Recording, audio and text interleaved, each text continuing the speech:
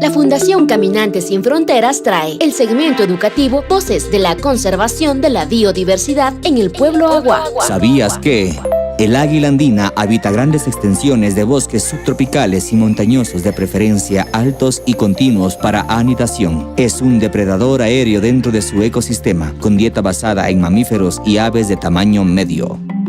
Proteger los bosques andinos ayudan a preservar el hábitat del águila andina.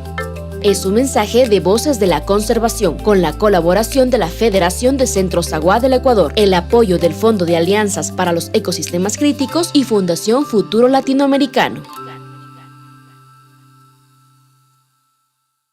Fundación Caminantes Sin Frontera Karamdi, Urusa Kamdamisna, Pitpara Kuiragin Swashpa, Puebla Wagin, Muragis, Chine Penatkis. Katsawamne tui enggal penalogin mal kara putmal. Usne te kwashpa pashimdi andana ne penyawi urus. Ane masachichu pirami, mamas kalpakumi, kara usnekumi kalpa pilginchem, kara chichu nyenarus. Enggal landino kuiragitne ka wandi watsanayel katsawampa. Ane masakainami pitpara kuiragin yen wendu fekaigasa kara que wendu Fondo Alianzas para el Ecosistema Críticos, kara Fundación Futuro Latinoamericano.